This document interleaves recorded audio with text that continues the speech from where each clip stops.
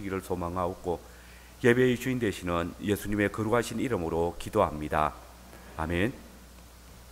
예, 성경 말씀을 함께 보겠습니다. 성경은 구약 성경 이사야 9장의 말씀입니다. 이사야 9장 1절 2절의 말씀입니다. 한글 개역 성경 구약 977쪽에 있습니다. 이사야 9장 1절 2절 하나님의 말씀 듣겠습니다. 전에 고통받던 자들에게는 흑암이 없으리로다. 옛적에는 여호와께서 서불론 땅과 납달리 땅이 멸시를 당하게 하셨더니 후에는 해변길과 요단 저편 이방인 갈릴리를 영화롭게 하셨느니라. 흑암에 행하던 백성이 큰 빛을 보고 사망의 그늘진 땅에 거주하던 자에게 빛이 비치도다. 아멘. 두 번째 말씀 신약성경 마태복음 15장의 말씀입니다.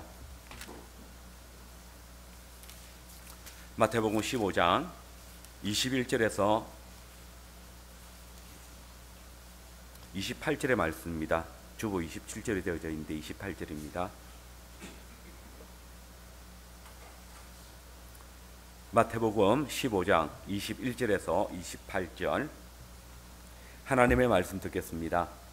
예수께서 거기서 나가사 두로와 시돈 지방으로 들어가시니 가나안 여자 하나가 그 지경에서 나와서 소리 질러 이르되 주 다윗의 자손이여 나를 불쌍히 여기소서 내 딸이 흉악하게 귀신 들렸나이다 하되 예수는 한 말씀도 대답하지 아니하시니 제자들이 와서 청하여 말하되 그 여자가 우리 뒤에서 소리를 지르오니 그를 보내소서. 예수께서 대답하여 이르시되 나는 이스라엘의 집에 잃어버린 양 외에는 다른 데로 보내심을 받지 아니하였느니라 하시니 여자가 와서 예수께 절하여 이르되 주여 저를 도우소서. 대답하여 이르시되 자녀의 떡을 취하여 개들에게 던짐이 마땅하지 아니하니라. 저자가 이르되 주여 올소이다마는 개들도 제 주인의 상에서 떨어지는 부스러기를 먹나이다 하니 이에 예수께서 대답하여 이르시되 여자여 내 믿음이 크도다 내 소원대로 되리라 하시니 그때로부터 그의 딸이 나으니라. 아멘. 선포를 위한 찬송은 찬송 15장입니다.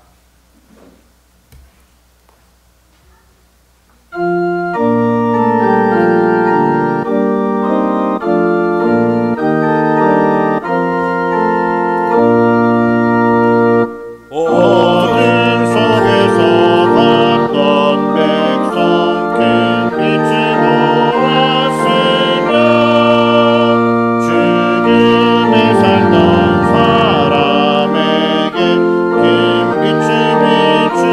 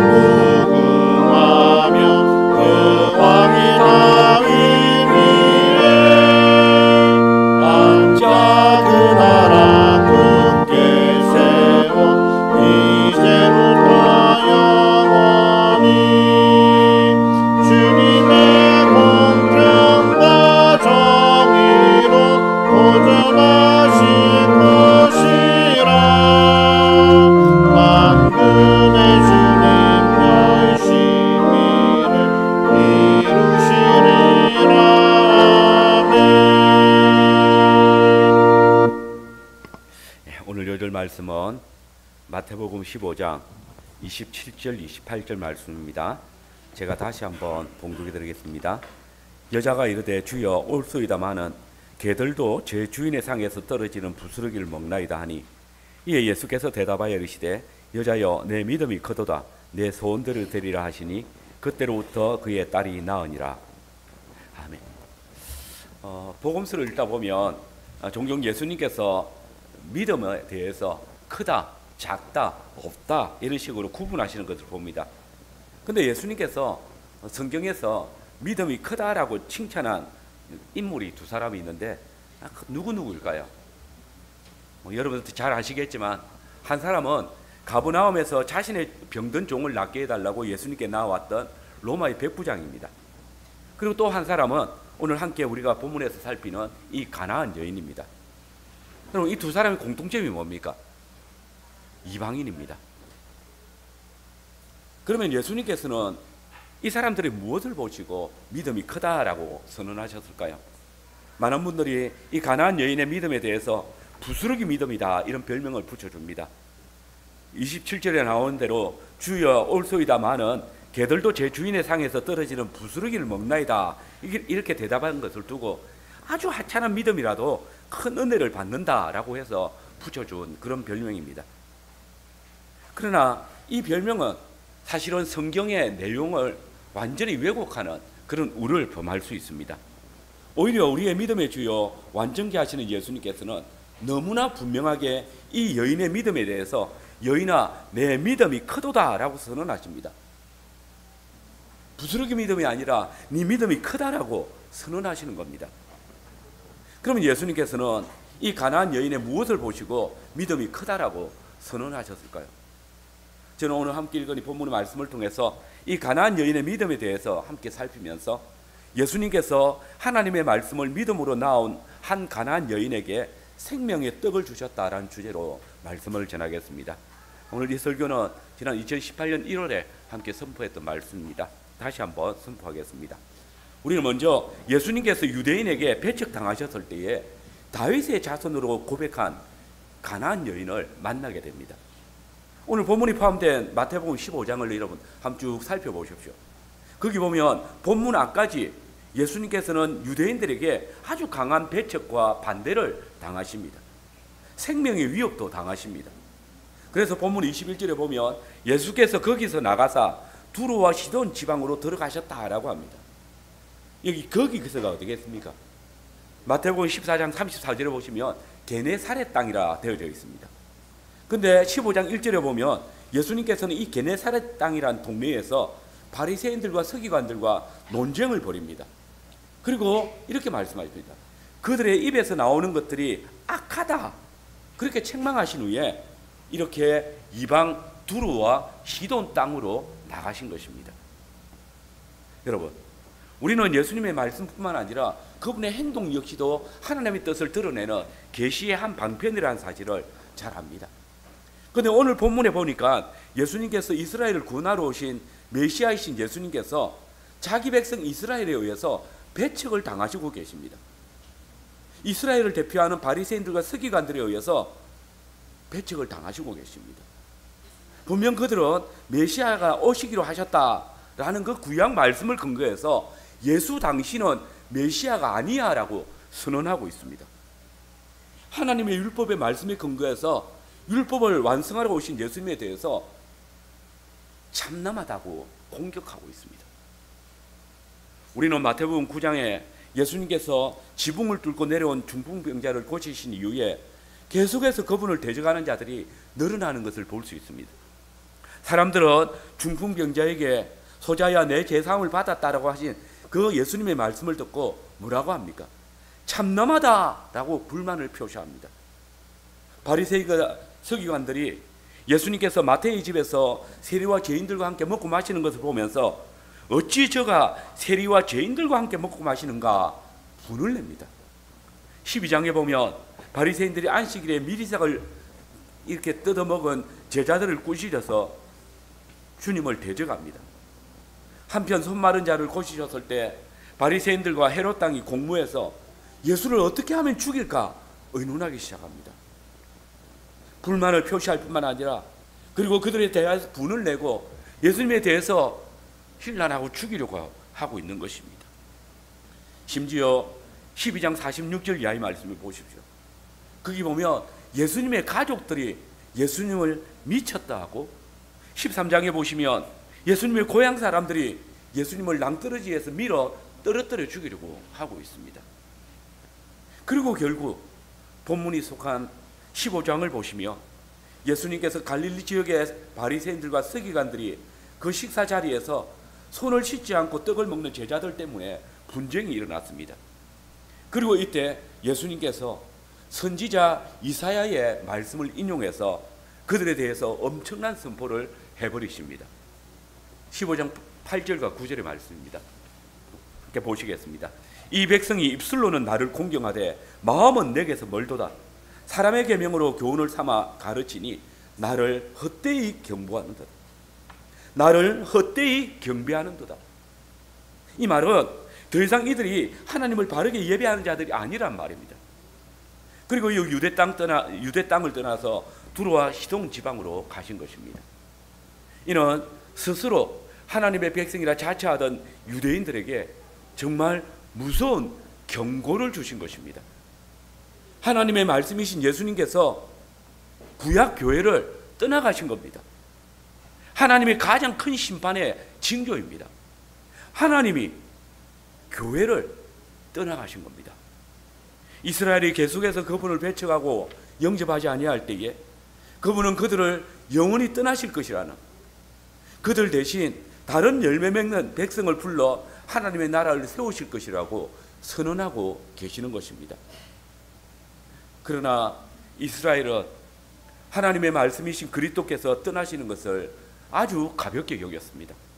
자신들을 구원할 그리스도께서 이방 땅으로 나가버리셨지만 어느 누구도 그분을 쫓아가지 않았습니다. 그런데 여러분, 예수님께서 이 이방 땅 두루와 시돈에 들어가셨을 때에 아주 뜻밖의 일이 일어납니다. 무슨 일입니까? 이스라엘이 아무도 예수님을 그리스도로 영접하지 아니할 때에 한 가나안 여인이 예수님께 나왔습니다. 유대인들이 자기 땅에 오신 예수님을 그리스도로 부르기를 거쳤을 때에 한 가나안 여인이 예수님을 향해서 큰 소리로 질렀습니다. 여기서 이 소리 질러라는 단어는 미완료형 동사입니다. 이전부터 지속적으로 같은 행동을 해왔다는 말입니다. 특별히 우리의 주목을 끄는 것은 대부분의 유대인들이 예수님을 그리스도로 알아보지 못했지만 이 여인은 예수님을 대번에 알아봤습니다. 그래서 그녀는 이렇게 외칩니다. 주 다윗의 자손이요. 주 다윗의 자손이요. 여기 다윗의 자손이라는 말은 구약 이스라엘 백성들이 기다리던 메시아를 일컫는 표현입니다. 복음서에서 모두 17번 사용되었습니다. 근데 오늘 이 본문을 제외하고는 다 이 예수님을 다윗의 자손이라고 부르는 자들은 유대인들입니다. 메시아에 오실 것을 고대하던 자들이 예수님을 다윗의 자손으로 메시아로 불렀다는 것입니다. 조금 전 유대인들은 다윗의 자손으로 이스라엘의 왕으로 메시아로 오신 예수님을 배척했습니다. 그런데 가나안 족속의 출신 여인이 예수님을 다윗의 자손이라고, 메시아라고 고백한 것입니다. 잘 아시듯이 이스라엘 백성들에게 이 가나안 족속은 진멸의 대상입니다. 그런데 가나안 족속에게 이스라엘은 철천지 원수입니다. 그런데 이 여인은 예수님을 다윗의 자손이라고 부르고 있습니다. 메시아라고 고백하고 있습니다. 여러분, 이것은 사실 선지자 이사야의 예언의 성취입니다. 함께 읽었던 이사야 9장 1절의 말씀을 보면 전에 고통받던 자에게는 흑암이 없으리로다. 옛적에는 여호와께서 서불론 땅과 납달리 땅을 멸시하며 멸시를 당하게 하시더니 후에는 해변길과 요단 저편 이방의 갈릴리를 영화롭게 하셨느니라 라고 하십니다. 여기 지금 멸시를 당하고 있는 이 서불론 땅과 납달리 땅이 바로 지금 이 가나안 여인을 만났던 두루와 시돈 지역입니다. 그런데 이곳에 생명의 빛이신 그리스도께서 오셨고 이 가나안 여인은 빛을 보았습니다. 그리고 이어지는 15장 32절 이하의 말씀을 보십시오. 거기 보면 칠병이의 표적이 행해집니다. 바로 요단 저편 이방 갈릴레라 불려지는 데가볼리 지역입니다. 이는 실로 그 백성들이 하나님의 말씀을 듣지 아니하므로 야훼 하나님께서 그 생명의 빛을, 생명의 말씀을, 그 자녀들에게 던져줄 생명의 떡을 흑암의 땅으로, 사망의 그늘진 땅으로 던져버리시는 사건인 것입니다. 이스라엘이 하나님의 말씀을 거부하고 예수님을 배척할 때에 하나님의 언약이 이방 땅 갈릴리와 흑암에 있던 두로와 시돈 땅을 비추시고 계시는 것입니다.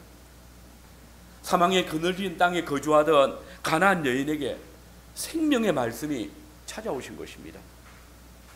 여러분, 얼마나 놀라운 역사입니까? 이스라엘 백성들이 거부한 신앙 고백을 지금 이 가나안 여인이 고백을 하고 있습니다. 자기 땅에 오며 자기 백성들에 의해서 배척을 당하신 그리스도를 두루와 시돈 땅에 있는 이 이방 여인이 쫓고 있습니다. 이는 마치 그 옛날 아합의 때에 온 이스라엘 배교로 인해서 엘리야가 약속의 땅에서 배척을 당할 때에 엘리야를 영접했던 시돈 땅, 곧 사렙다 가부처럼 이 시돈 땅의 가나안 여인은 예수님을 온 이스라엘의 주 다윗의 자손이라고 영접하고 있는 것입니다. 그리고 그녀는 이렇게 외쳤습니다. 주 다윗의 자손이여 나를 불쌍히 여기소서. 내 딸이 흉악하게 귀신 들렸나이다. 자, 여러분, 이런 놀라운 신앙 고백을 들었다면 이제 예수님께서 진정 기뻐하시며 이 여인을 영접하고 불쌍한 여인을 도와주시지 않겠습니까? 그런데 이때 전혀 뜻밖의 일이 발생합니다. 우리의 기대와는 너무나 달리 예수님께서 이 여인에게 아주 냉정하게 대하시는 것입니다. 계속해서 예수님을 향해서 주 다윗의 자손이여 라고 외치던 이 이방 여인을 따뜻하게 영접하기는커녕 한마디도 대답하지 않으셨습니다. 그리고 23절을 보면 제자들이 가나안 여인을 돌려보내는 것이 어떨까요? 라고 물으니까 아주 이 여인에게는 관심도 없다는 듯이 툭 내버리십니다. 우리 24절 같이 한번 읽어보겠습니다. 같이 읽겠습니다. 예수께서 대답하여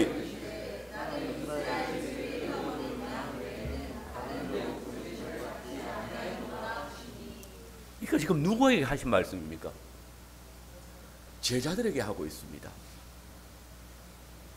예수님께서는 지금 이 여인에게는 말대꾸할 가치도 없다는 듯이 그냥 제자들에게 야, 나는 저런 이방인들에 의해서 온 게 아니야. 위해서 온 게 아니야.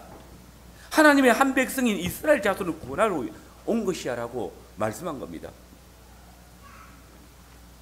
아니, 외모로 사람을 취하지 말라고 하시는 하나님의 아들께서 어떻게 유대인과 이방인을 차별할 수 있단 말입니까?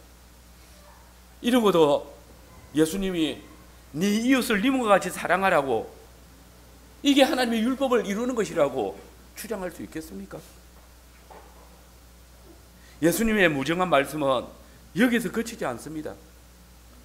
제자들에게 던져지는 이 말씀은, 이 예수님의 말씀을 들은 여인이 예수님께 절을 하면서 다시 한번 주여 저를 도우소서라고 간청했습니다. 그때 주님께서 더 충격적인 말씀을 하십니다. 26절도 같이 읽읍시다. 같이 읽겠습니다. 대답하여 이르시되 자녀의 떡을 취하여 개들에게 던짐이 마땅하지 아니하냐. 도대체 이게 무슨 말입니까? 여기 자녀는 누가 봐도 이스라엘 백성들입니다. 개는 가나안 여인입니다. 떡은 딸의 병을 고치는 것입니다. 도대체 예수님께서는 왜 이 여인에게 이스라엘은 자녀로, 가나안 여인은 개로 비유해서 말씀하시는 것입니까? 이방인들의 인격을 이렇게 무시해도 되는 것입니까? 명예훼손감 아닙니까? 그러면 여러분, 지금 이 주님의 말씀은 무엇을 의미합니까? 사실 우리는 성경에서 자주 이스라엘 백성을 정결한 짐승에 비유하고 또 이방인들은 부정한 짐승에 비유하는 것을 봅니다. 이스라엘 백성들은 소와 양, 염소 같은 가축으로, 이방인들은 개나 곰, 사자 같은 들짐승으로 비유합니다. 우리가 잘 아는 시편 23편에 이스라엘 백성들은 여호와는 나의 목자시다라고 고백합니다. 하나님의 백성을 대적하는 자들을 뱀의 후손이라 말합니다. 복음을 알아듣지 못하는 자들에게 복음을 전하는 것을 거룩한 것을 계획해 주는 것이다, 진주를 돼지들 앞에 던지는 것이다 라고 예수님께서 말씀하셨습니다. 레위기 11장을 보면 개는 쪽발도 갈라진 발굽도 되새김들도 하지 않습니다. 영락없는 부정한 동물이고, 그래서 예수님께서는 그 구약의 율법대로 이 가나안 여인을 개라고, 자녀의 떡을 던져줄 수 없다라고 말씀하시는 것입니다. 아니, 그렇더라도 예수님께서 이 신앙을 고백하는 이 신실한 가나안 여인에게 굳이 이렇게 매정하게 대하실 이유는 없지 않습니까? 지금 예수님은 이스라엘 백성들에게 배척을 당하시고 계십니다. 지금 예수님은 유대인들에 의해서 죽임을 당할 위기에 있습니다. 이제 당신을 배척하고 대적하는 자들을 버리시고 지금 이 이방으로 도망 나오신 것 아닙니까? 그런데 이 신실한 가나안 여인이 예수님을 맞아들였습니다. 영접했습니다. 이것이 예수님이 온전한 반응을 보이신 것입니까? 그런데 여러분, 여기에 우리가 생각하지 못한 중요한 하나님의 때가 나타납니다. 곧 예수님께서 이렇게 하신 것은 아직은 이방인이 차별 없이 하나님의 언약 안에 들어올 때가 아니기 때문에 그렇게 말씀하신 것입니다. 그때는 우리 주님께서 십자가에 달리셔서 고난의 잔을 마시는 때입니다. 유대인과 이방인이 차별 없이 하나님의 백성이 되어지는 것, 하나님의 자녀가 되는 것, 그것은 우리 주 예수 그리스도의 십자가와 부활 사건 이후에 오순절 성령 강림이 있은 이후에 이루어지는 일입니다. 그 때가 아직 이르지 않은 것입니다. 예수님은 때가 이르면 유대인뿐만 아니라 이방인들까지도 구원하여서 이들을 차별 없는 한 하나님의 자녀가 되게 하시고 그 율법을 자신의 한 몸 안에 완전히 이루실 것입니다.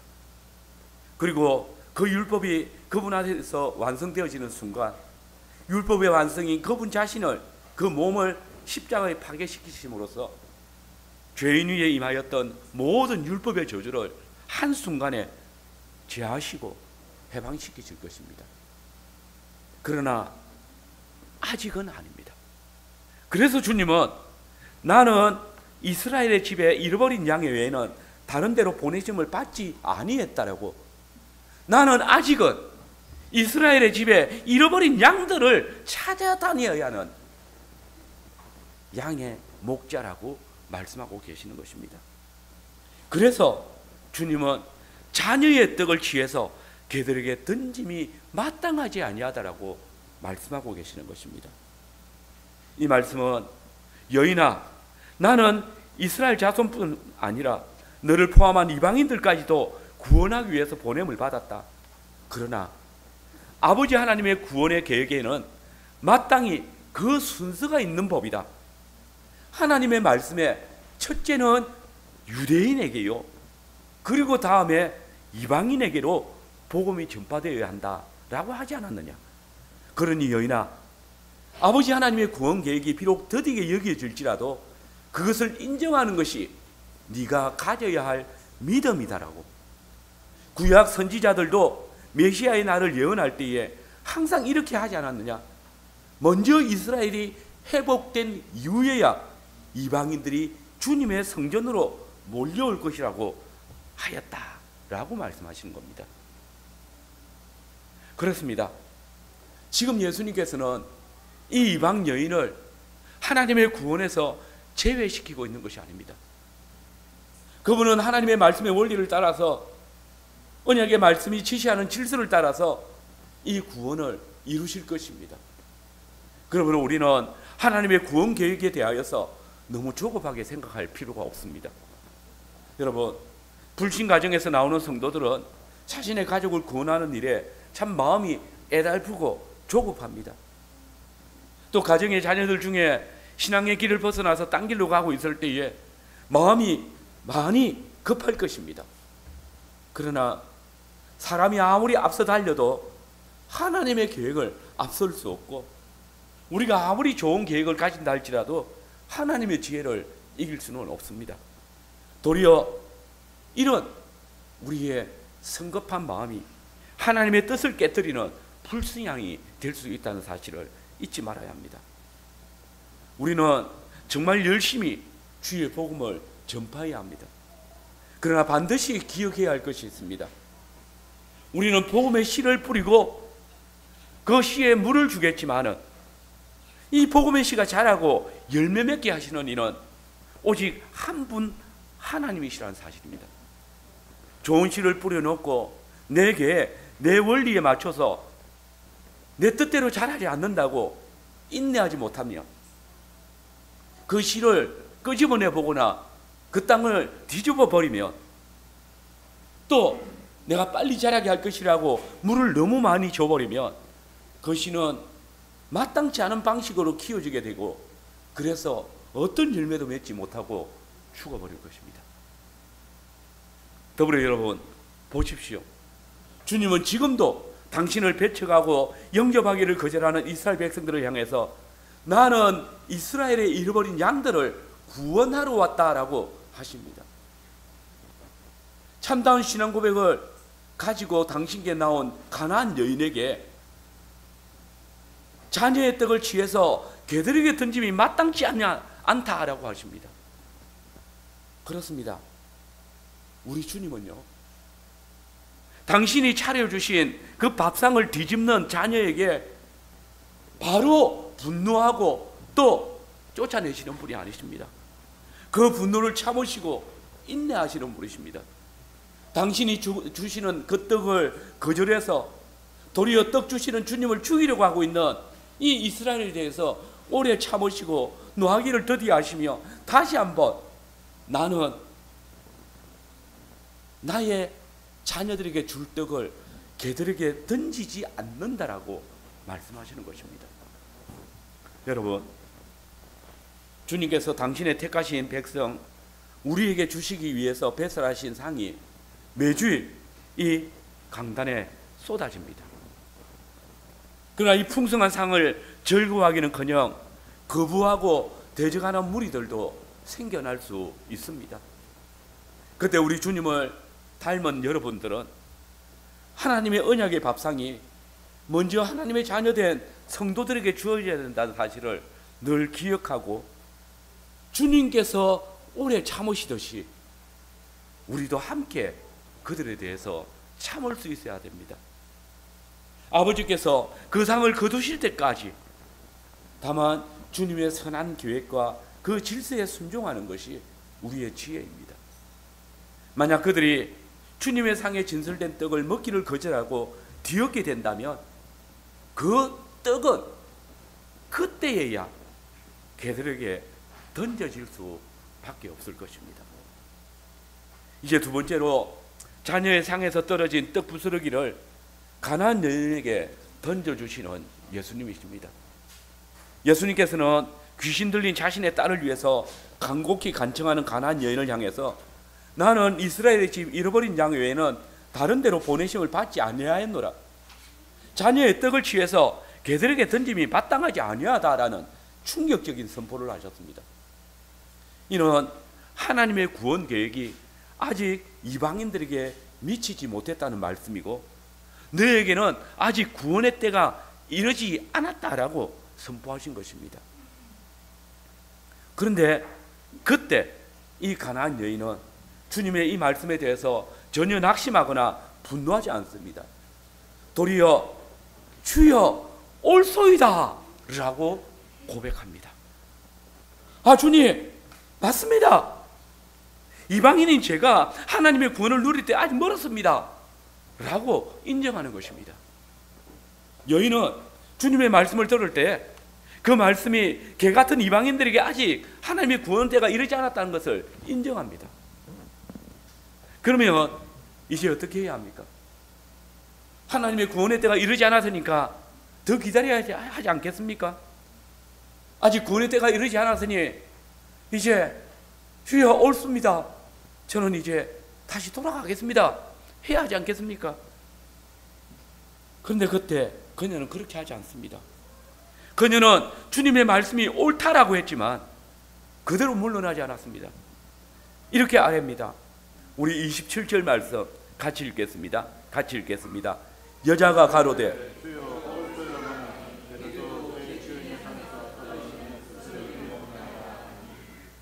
이 여자의 말이 무슨 뜻입니까? 아, 주여 당신의 말씀이 맞습니다. 떡은 당연히 자녀들에게 먼저 줘야죠. 복음은 이스라엘의 잃어버린 양들에게 먼저 주시는 거 맞습니다. 근데 주님, 근데 그 주인의 집에 살던 개들이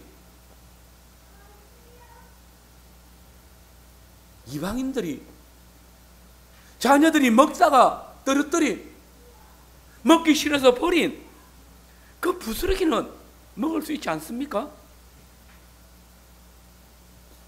이방인이 아직 복음의 은혜를 누릴 때가 아니라는 사실을 인정하면서 동시에 이방인이라도 주의 상에서 떨어지는 그것은 먹을 수 있고 자녀들이 먹기를 거부하는 그 떡은 개들에게 던져주실 수 있지 않느냐고 고백하는 것입니다. 여러분, 지금 이 여인은 예수님께서 나는 이스라엘의 잃어버린 양들에게 보냄을 받았다고 할 때에 그 하나님의 구원 계획을, 예수님의 이 구원의 사역을 한마디도 거절하지 않습니다. 그 사실을 그대로 믿었습니다. 먼저는 이스라엘이고 그 다음에 이방인들입니다 라고 고백합니다. 이 얼마나 올바르고 담대한 믿음입니까? 이 여인은 자녀의 떡을 빼앗아서 자신에게 지금 당장 달라고 하지 않습니다. 그녀는 겸손하게 아버지 하나님께서 정해두신 자신의 그 언약적인 위치대로 아버지 하나님께서 계획하신 그 구원의 때를 따라서 자신에게는 주인이 개에게 던져줄 때까지 던져주는 그만큼의 몫을 달라고 간청하고 있습니다. 이는 이스라엘 중에서도 만날 수 없는 큰 믿음입니다. 그렇기 때문에 주님은 이 여인의 간청을 들으시자마자 우리가 도무지 생각할 수 없었던 엄청난 선포를 하는 것입니다. 우리 28절 말씀도 같이 읽겠습니다. 이에 예수께서 대답하여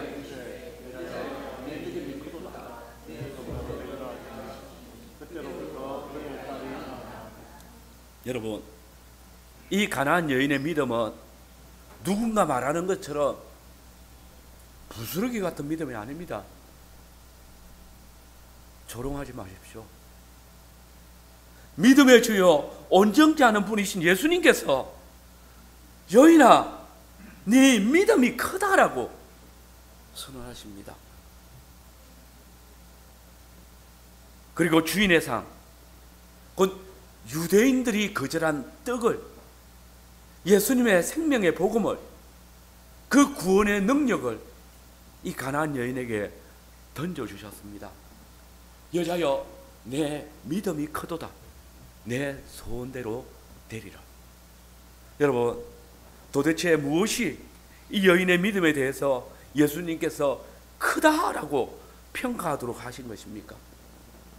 우리도 이 여인처럼 주님의 뜻을 알면서도 우리의 뜻을 억지로 계속해서 들어달라고 요구하면 네 믿음이 크다, 네 소원대로 될 거다 라고 평가받을 수 있을까요? 여러분, 이 부분에서 저와 여러분이 정말 깊이 상고해야 할 것이 있습니다. 이 시간 차분히 이 여인의 믿음에 대해서 주님이 어떻게 평가하셨는지를 보십시오. 여러분, 믿음이 무엇입니까? 도대체 주님은 무엇을 보시고 이 가난한 여인의 믿음이 크다고 하신 것입니까? 주님은 무엇을 보시고 제자들에 대해서 너희 믿음이 적은 자들아 라고, 이 믿음이 없는 자들아 라고 꾸짖으신 것입니까? 그리고 여러분의 믿음에 대해서 주님의 평가는 무엇이겠습니까? 주님은 여인을 향해서 내 믿음이 크다라고 선포하십니다. 이 선포는 바로 이 가난한 여인이 하나님의 말씀을, 하나님의 언약의 질서를 그대로 믿었기 때문에 선포되어진 것입니다. 하나님께서 아직 이방인 자신에게 생명의 떡이신 예수님을 던져주실 때가 이르지 않았다는 사실을 믿는 것이 그녀의 믿음이었습니다. 그래서 이 여인은 예수님이 그들에게 자녀의 떡을 던짐이 마땅치 않다라고 했을 때에 주여 당신의 말씀이 옳습니다. 그것이 하나님의 언약입니다. 그것을 내가 믿습니다라고 고백한 것입니다. 여러분, 이 여인이 예수님의 말씀을 부인하고 있습니까? 아닙니다. 우리가 성경에서 읽는 바대로 이 여인은 예수님의 정말 받아들이기 힘든 이 모든 말씀들을 다 옳다라고 인정하고 받아들입니다. 주여 옳소이다. 생각해 보십시오. 이스라엘이 이방 다른 족속들보다 뭔가 나은 것이 있어서 하나님의 백성이 된 겁니까? 유대인들이 이방인들보다 자격이 있어가지고 하나님의 자녀라 일컬음을 받은 겁니까? 전적인 하나님의 주권적인 선택의 역사입니다. 여호와께서 너희를 기뻐하시고 너희를 택하심은 너희가 다른 민족보다 수요가 많은 연고가 아니라 너희는 모든 민족 중에서 가장 적으니라. 그런데 지금 이 가나안 여인은 이 사실을 그대로 인정합니다. 뭔가 나보다 잘난 것이 없지만은 주님은 이스라엘을 당신의 자녀라고, 다른 족속들은 괴로 취급하셨습니다. 그건 창조주 하나님 당신의 뜻입니다. 옳습니다 라고 인정하는 겁니다. 그녀의 믿음에는 오직 하나님의 주권적인 선택과 은혜, 그분의 뜻이라면 옳습니다라는 믿음이 있는 것입니다. 그리고 이 여인의 믿음의 고백에 대해서 하나님의 언약에 선언하는 그 사실 그대로를 믿음으로 받아 순종하는 것을 보시고 주님은 여인아 너의 믿음이 크다라고 인정하신 것입니다. 여러분, 이런 믿음을 가지고 계십니까? 하나님께서 나보다 못한 자를 들어서 직분자로 세우셨다면 그것이 하나님의 선하신 뜻이며 인도하심임을 알고 인정해야 합니다. 하나님께서 나보다 못한 자를 들어서 나를 건면하고 계시다면 우리는 그의 건면을 인정해야 됩니다. 하나님께서 나를 들어서 내가 원치 않는 길을 가게 할 때에 우리는 그것을 인정해야 합니다. 그것이 하나님의 구원 계획에 들어있다면 우리는 이를 인정해야 할 말씀입니다. 이것이 하나님의 인도를 따르는 성도의 믿음입니다. 그런데 이 가나안 여인의 믿음은 이것이 전부가 아니었습니다. 이 여인은 하나님께서 정하신 뜻을 그냥 인정하는 데서 자신의 고백을 숨기지 않았습니다. 그녀는 여기서 한 걸음 더 나아갑니다. 그녀는 예수님을 통해서 하나님의 구원 계획을 알고 유대인과 이방인 사이의 언약적인 특권과 신분 차이가 있다는 것을 믿음으로 받아들인 것과 동시에 이 굳건한 그 구원의 뜻을 자신이 그리스도께로부터 받은 은혜를 받는 강력한 근거로 내세웠습니다. 그녀는 이렇게 주님께 아뢰었습니다. 주여 옳습니다마는 개들도 제 주인의 상에서 떨어지는 부스러기를 먹나이다. 주님 맞습니다. 주님의 말씀을 불공평하게 생각하지 않고 다 받아들입니다. 그렇다면 주님, 제가 지금 자녀가 아니지만 주님의 집에서 키우는 개라고 한다면 자녀에게 주는 정도는 아닐지라도 주인의 집에 있는 그 개가 받아 먹어야 할, 자녀들이 먹지 않는, 던져버린 그 부스러기는 책해 주실 수 있지 않습니까? 그 분깃에 참여하게 해 주십시오. 주님께서 정해두신 제 언약 안에서 개 같은 제가 누릴 수 있는 그 몫을 먹을 수 있게 해 주십시오라고 간구하는 것입니다. 여러분, 이 여인은 자녀의 떡을 빼앗아 가지고 자신에게 달라고 요청하지 않습니다. 그녀는 겸손하게 아버지 하나님께서 정해두신 자신의 그 언약적인 위치대로 하나님 아버지께서 계획하신 그 구원의 때를 따라서 자신에게는 주인이 개에게 주는 그만큼의 몫을 달라고 요청하는 겁니다.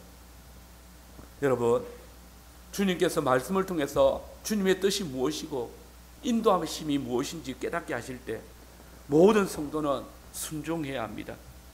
자신의 생각이 아무리 좋아 보여도, 자신이 교회 안에서 어떤 위치에 있다 할지라도 주님의 말씀에 신뢰하고 그 뜻을 의지하며 거스르지 않아야 됩니다.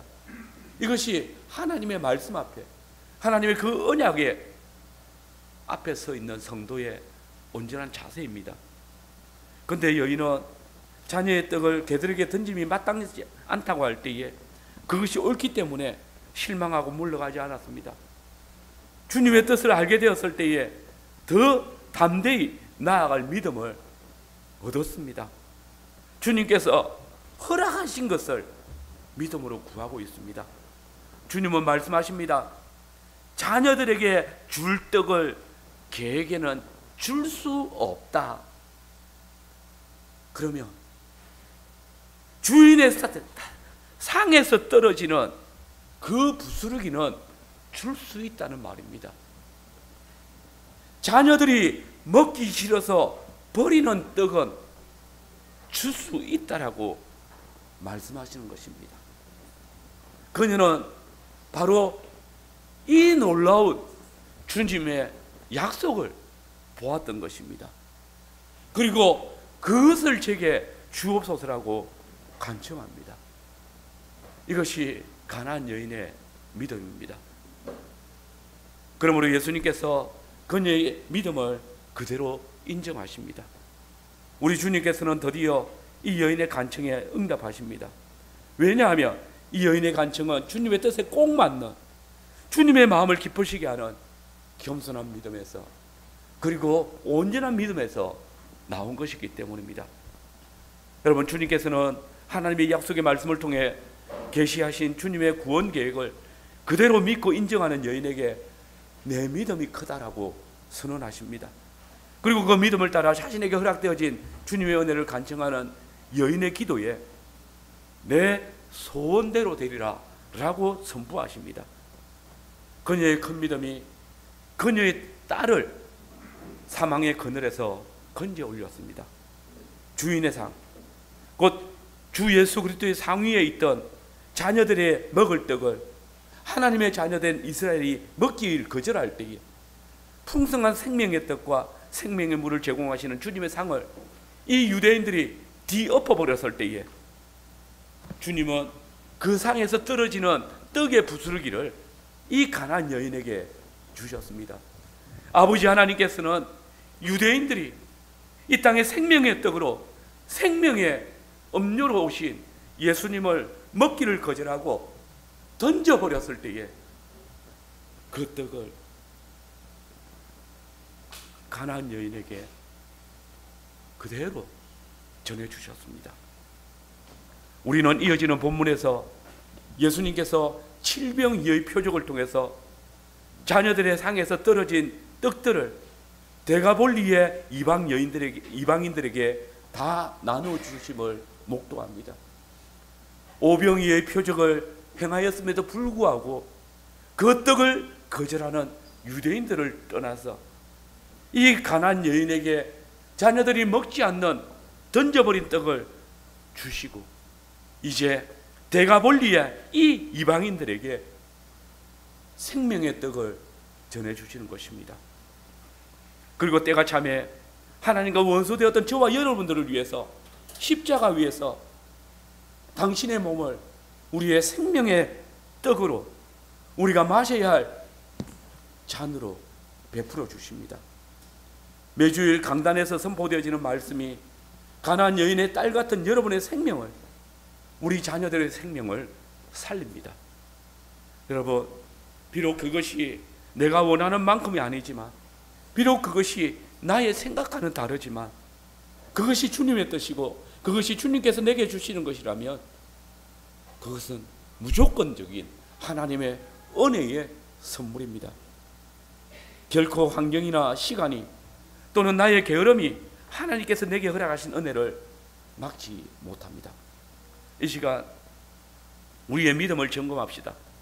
주님의 약속의 말씀을 들으면서도 나의 소견과 나의 욕심을 따라 살아가는 어리석은 길을 가지 맙시다.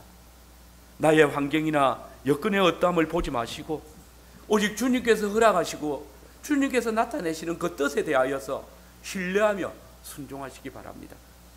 더 나아가 주님께서 내게 주시는 것이 나의 생각과 일치하지 않는다 할지라도, 그것이 나의 마음과 맞지 않아서 작아 보인다 할지라도, 나를 창조하시고 나를 가장 잘 아시는 그 아버지 하나님께서 당신의 뜻대로 주시는 것이라면 그 은혜에 감사하며 기뻐합시다.